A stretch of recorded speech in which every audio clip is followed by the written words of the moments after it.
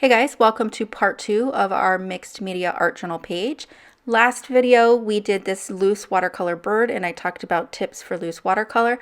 This time we're going to be talking about detailed watercolor. So you can see these little images have a lot more detail in them. I finished off the page with gel printables, washi tape, and mark making with acrylic paint, and I'll link to that first video so you can see how we did that. I'm going to start off with the Wonder Forest petal brush. This is from that Deluxe brush set, which has larger brushes in it. And you might be thinking, okay, if we're doing detailed watercolor, why are you starting with such a large brush? Well, I want to get down the base image of what I'm coloring here today.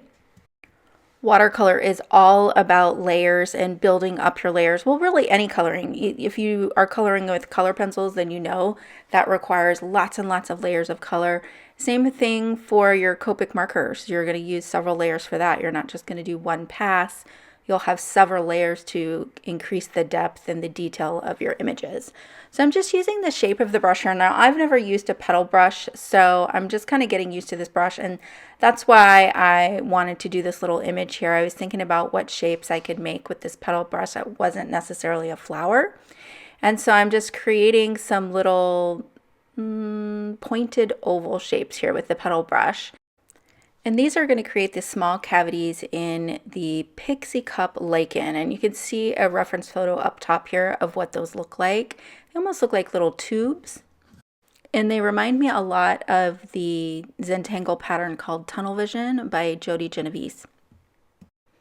The watercolor illustrations that I'm doing today are heavily inspired by a book called Botanicum, which was illustrated by Katie Scott and written by Kathy Willis. And Katie Scott is very much inspired by Ernst Haenkel, and I am as well. I think a lot of Zentangle patterns can come from Ernst Haenkel's work. He does a lot of the just super detailed and crazy plants and flora and animals and underwater sea creatures that just look so prehistoric, and the amount of detail that he puts in them are just really interesting, and I love the patterns that he has in them. So, in fact, when I was looking at this book, I thought it was an Ernst Haenkel book when I bought it, but actually Katie Scott did all of the illustrations herself in that book. So these are inspired by her images, and I'll put a link to her book in the description down below in case you want to check that out.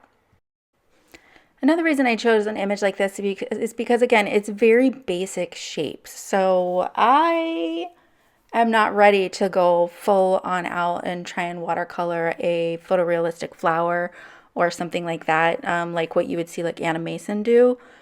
I'm not ready for that. I still need very simple shapes. So I'm sticking with my very simple shapes. You can see I'm drawing a little bit with my brush here to get those tubes to come down. And then I'm just mixing up different blues and greens so that I can add different values to these images. And you can see when I do the tube and bring that down, I leave a tiny little space of white in between the tube and the cavity so that those colors don't mix together, and I keep that highlight there. I want to keep a highlight on the rim of the cup so that there's a delineation between those two different shapes, and that's going to help so that you can keep painting and not necessarily wait for things to dry until you move on to painting the tube. I'm going to drop in different mixtures of the blue greens and try and get some shading here. Of course, with the lichen that are in the back, I want to make sure that those are darker so that there is a separation between their stems and the stems that are in the front. There you can see I'm testing to see how dry it is, because in order to add more depth, I don't want it to blend into the lichen in the front, so I need it to be a little bit dry before I start dropping in those shadows. When I started painting, I was just using whatever paint was left over on my ceramic palette over there, but I'm pretty sure what that was cerulean blue, goethite, purulene green, and indigo. So I've put those up at the top there so you can see those. Here I'm dropping in indigo to increase those shadows. I'm going to pop on some music for the rest of the base layer, and I'll catch you back when we add the detail.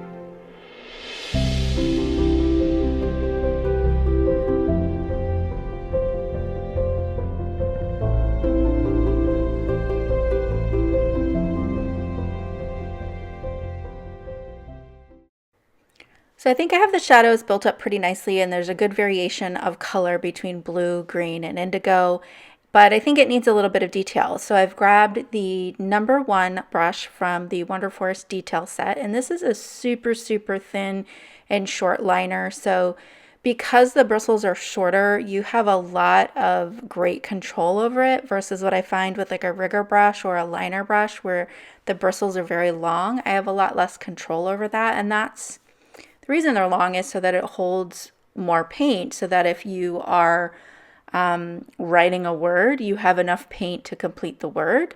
But I like this little short #1 brush because I have a lot of control over it. And you can see that I choked down on the brush. We talked a little bit about that in the last video. When you're wanting to do loose watercolor, hold your brush further up the handle. If you're doing detail, I tend to grip closer to the ferrule of the brush and lower down to the bristles. So I'm just adding a few lines here and there. I'm deepening up some shadows. This is not a brush that if you find that you need to add a lot of shadow or you need to add a lot of paint, do yourself a favor and grab a different brush. This isn't a brush where you want to start filling in areas or anything like that. You really want to use this as a detail brush. I imagine if you're using it for more than just details, you could probably start to wear down the bristles and the point and that kind of thing. If I get a little too much paint on there, you can see I just blot it up with my finger or a microfiber cloth and we move on. But just this little touch of detail is really making all the difference. The colors that I'm using to add the detail are indigo and purlane green, whether that's straight from the pan or a little bit watered down that I already have in my palette. You can see that I hold the brush at a slight angle, or sometimes I'll even go upright. I prefer the slight angle though, because again, that's not going to wear down your bristle or your point as much. And I'm just doing some really short flicks and strokes to add just some wrinkles here and there in that detail. So really simple details, you guys. There's nothing super difficult about this. So here's a close-up of that. And I think it looks good, but I think as the watercolor dried back, I lost a little bit of the shadow and the depth of the shadow. So I'm just going to lightly wet specific areas and add a little more depth of shadow to those areas. So because the paint is already dry, you want to re-wet it before you drop it in there if you're going for a wet on wet look. If you want the hard edges on the shadow, then try it with a wet on dry and you'll get those hard edges. But I wanted to have a softer look in there. Okay, so now I wanted to add some sketching to this, and if you remember from the last video, I talked about when I filled in those leaves over there with green. This time I'm going to leave these white. It's going to really help them pop off the page. So these are going to be just line drawings. They're not going to get painted. They'll stay just as they are. And as I said, it's really going to help them pop off the page because what's around it is going to be colored, but those leaves are going to be stark white and black. I'm doing that loose sketching again where I draw over the lines twice to get those double lines and that really messy look. I sketched in a couple more elements and I'll paint these with quinacridone gold, quinacridone rose, and Indian red. If you're enjoying this video, give me a like and subscribe down below and let me know in the comments what you think of this video, what you want to see in future videos, and I'll add that to my list of content to create for you guys. I'm going to pop on some music and I'll catch you back again for the details.